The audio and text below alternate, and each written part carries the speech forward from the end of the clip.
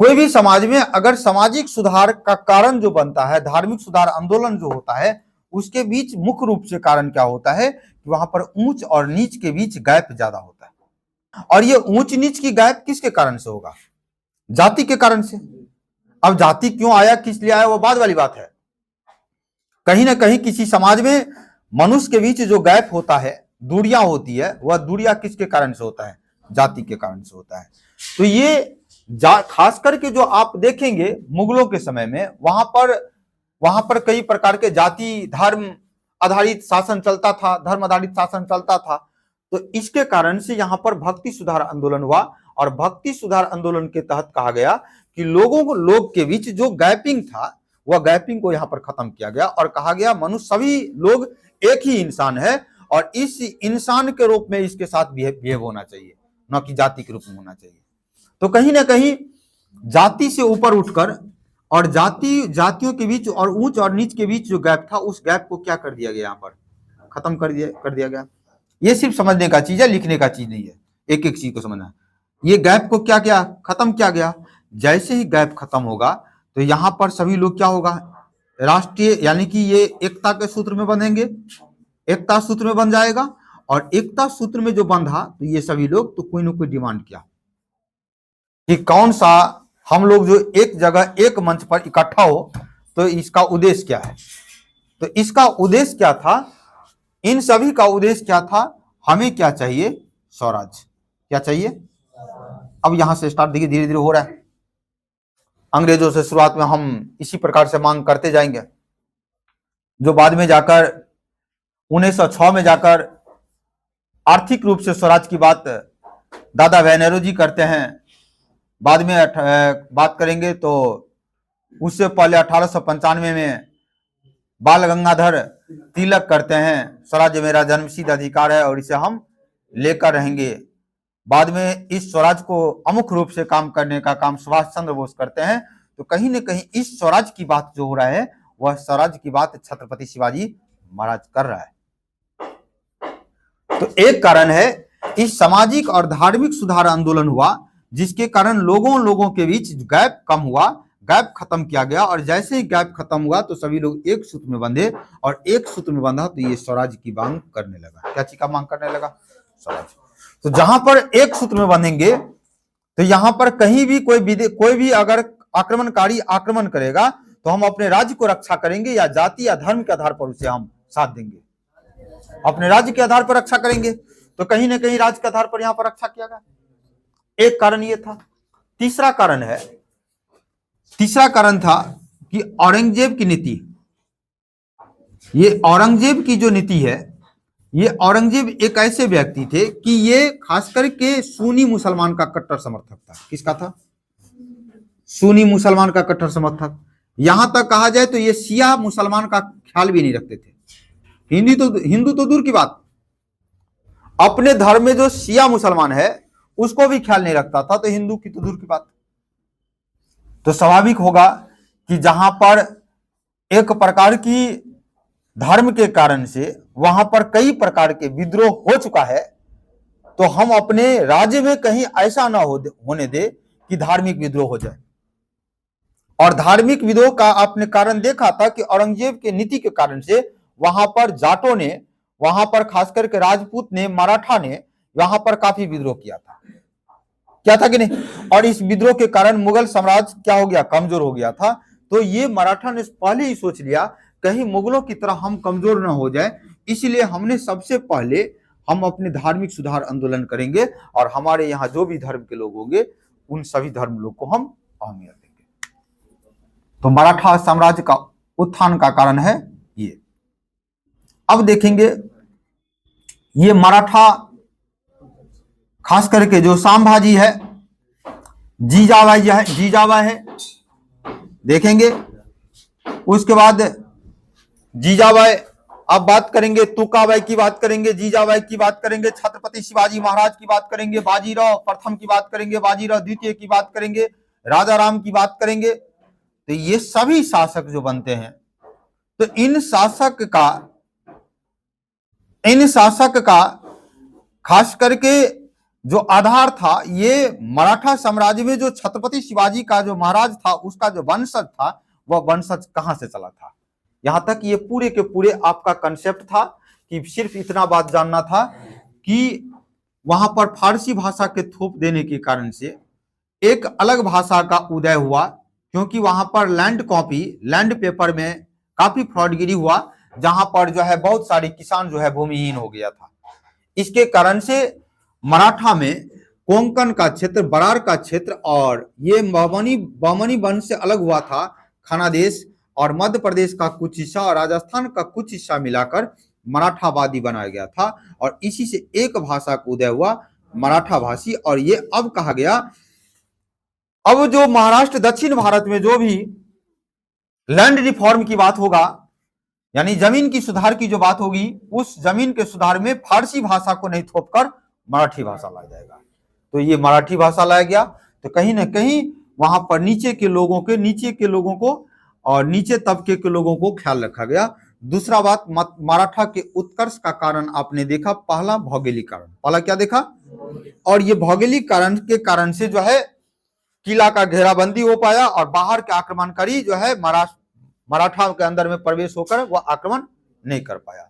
दूसरा देखा आपने सामाजिक और धार्मिक सुधार आंदोलन। इस सामाजिक धार्मिक सुधार आंदोलन के तहत महाराष्ट्र में, दक्षिण भारत में हुआ था भक्ति आंदोलन, और इस भक्ति आंदोलन के माध्यम से इंसानों के बीच जो गैपिंग थी जातियों के कारण से, वह गैपिंग खत्म कर दिया गया और सभी इंसान को कहा गया भाई सभी लोग इंसान ही हो, और इंसान को इंसान के आधार पर बिहेव किया जाए, न कि उसे जाति के आधार पर बिहेव किया जाए। एक यहाँ पर हुआ और इस प्रकार से एक सूत्र में बंध गया और यहाँ पर मांग होने लगा, स्वराज्य मांग हुआ, और औरंगजेब की नीति के कारण से वहां पर पहले ही सतर्क हो गया कि यहाँ पर किसी प्रकार की धार्मिक विद्रोह नहीं होगा। अब देखते हैं एक एक पॉइंट को कि ये मराठा आया कहां से था, मराठा आया कहां से था। तो अगर पूछा जाए कि मराठी का संबंध किस वंश से है,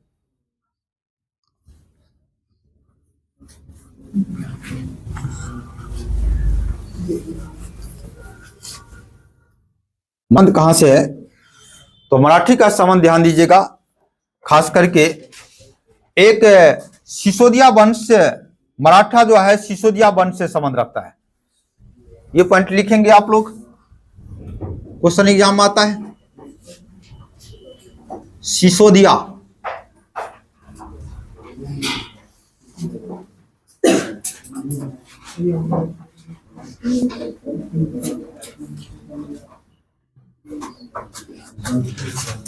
सिसोदिया वंश से संबंध, सिसोदिया वंश से संबंध रखते थे। कौन से वंश से?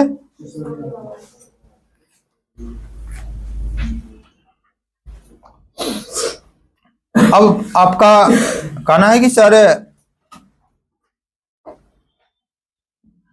जो मराठा सिसोदिया वंश से निकला, वह सिसोदिया वंश तो राजस्थान का है, तो राजस्थान वाले लोग कैसे मराठी हो गया, यह भी कंसेप्ट को समझना है। ये सिसोदिया वंश से संबंध रखते थे, लेकिन ये मराठी लोग तो ये सिसोदिया वंश कहाँ का था, ये राजस्थान का था। फिर ये राजस्थान के लोग महाराष्ट्र में कैसे आ गए? तो होता क्या है कि अलाउद्दीन खिलजी के समय में राजस्थान के चित्तौड़ पर आक्रमण होता है। आप जानते होंगे चित्तौड़ वाला क्षेत्र, कई बार पूछा गया है कि चित्तौड़ पर आक्रमण किसने किया था।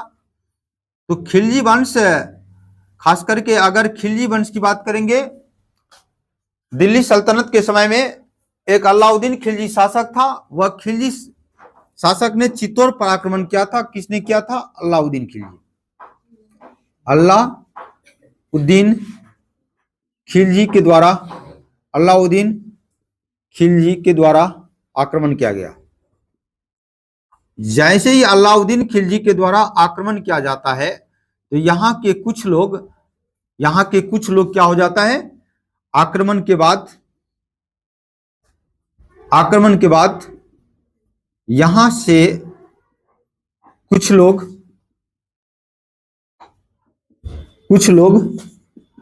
पलायन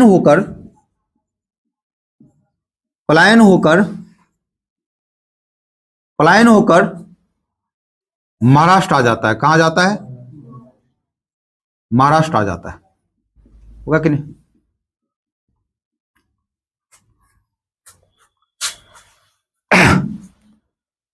अलाउद्दीन खिलजी का जो है चित्तौड़ पर आक्रमण होता है अलाउद्दीन खिलजी के द्वारा। तो इस प्रकार से वहां के सिसोदिया वंश के कुछ लोग जो है महाराष्ट्र में जाकर रहने लगता है। इसमें से दो भाई था जिसका नाम था सुजान सिंह और सज्जन सिंह। सुजान सिंह और सज्जन सिंह, ये इसी दो भाई से जो है ये खास करके मराठा का वंश निकला है, सुजान सिंह और सज्जन सिंह। ध्यान देना है। इनके बेटा का नाम है मालोजी। इसको कहते हैं हम कोनदेव। ये छत्रपति शिवाजी का दादा है मालोजी।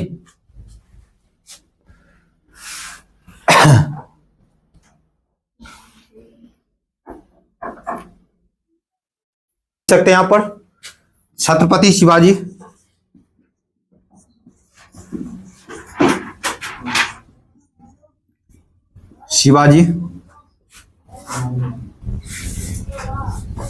महाराज के दादा एग्जाम में पूछता है।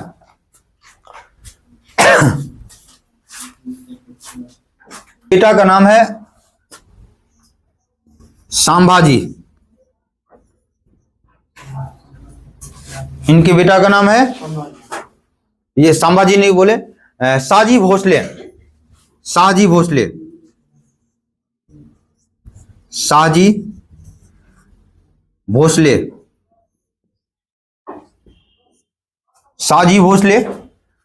सुजन सिंह और सज्जन सिंह से वंश से आया था मालोजी, इसी वंश से था।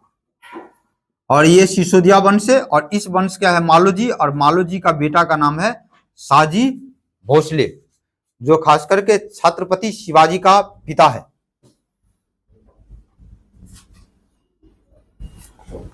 आप देखेंगे इसी शाहजी भोसले के परिवार से, इसी वंश से होलकर वंश, गायकवाड़ वंश, भोसले वंश, ये सब के सब यहीं से निकला है, जो आगे जाकर देखेंगे।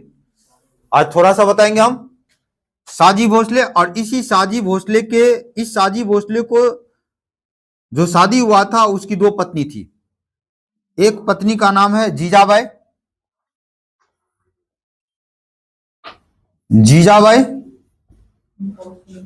एक पत्नी का नाम है जीजाबाई और दूसरा का नाम है तुकाबाई।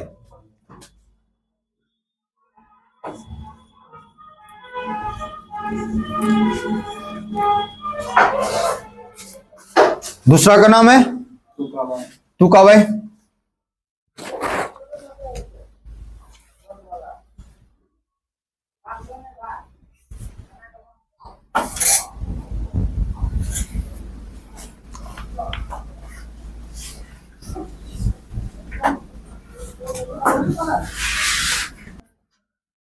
जीजाबाई से पहले शादी हुआ और बाद में हुआ तुकाबाई से। जैसे ही तुकाबाई से शादी होता है तो जीजाबाई शाहजी भोसले से अलग रहने लगती है। अब ये जो अलग रहने लगती है तो इस जीजाबाई का एक पुत्र होता है, उसका नाम है, इसके पुत्र का जो नाम है छत्रपति शिवाजी महाराज। जीजाबाई के पुत्र का नाम है छत्रपति शिवाजी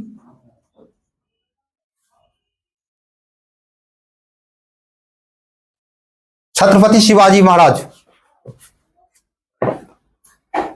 शाहजी भोसले का शादी पहले जीजाबाई से हुआ रहता है, बाद में जाकर वह तुकाबाई से शादी करती है। जैसे ही शादी होता है तो जीजाबाई इनसे अलग रहने लगती है। अब इसके बाद इस छत्रपति शिवाजी महाराज पर, इनके जीवन पर पूरे प्रभाव जो रहता है इनके माता का प्रभाव रहता है, पिता का प्रभाव नहीं रहता है। एग्जाम में पूछता है छत्रपति शिवाजी महाराज पर जो जीवन का प्रभाव पड़ा रहा है वो किससे रहा है, तो आपका ऑप्शन में रहेगा माता जीजाबाई से। और एक प्रभाव इनका रहता है दादा मालो या कोनदेव इसे कहते हैं। यानी दो लोगों का प्रभाव इनके जीवन पर काफी है, छत्रपति शिवाजी महाराज का, एक जीजाबाई से और एक है कोनदेव से। कोनदेव से इसके बाद इनके आध्यात्मिक गुरु भी होते हैं। आध्यात्मिक गुरु का मतलब होता है कि जिस चीज को बिना टच करके और उसे असमरण कर ले, उसके बारे में जान ले, तो उसे कहा जाता है आध्यात्मिक ऊर्जा। और भौतिक ऊर्जा मतलब होता है किसी चीज को टच करके हम उसको समझे, तो वह भौतिक ऊर्जा हो गया। एक आध्यात्मिक गुरु है कि इस दुनिया के बारे में इन्हें बता रहा है, दुनिया के बारे में उसे समझा रहा है, उसे कल्पना करके बताता है कि ये ऐसे होता है। तो एक आध्यात्मिक गुरु होता है, यानी कि इसके तीन लोगों का प्रभाव इनके जीवन पर है। एक है इनकी माता, सबसे ज्यादा इनका प्रभाव इनके माता जीजाबाई का है, दूसरा इसके दादा कोनदेव का, और तीसरा जो है इनके आध्यात्मिक गुरु का।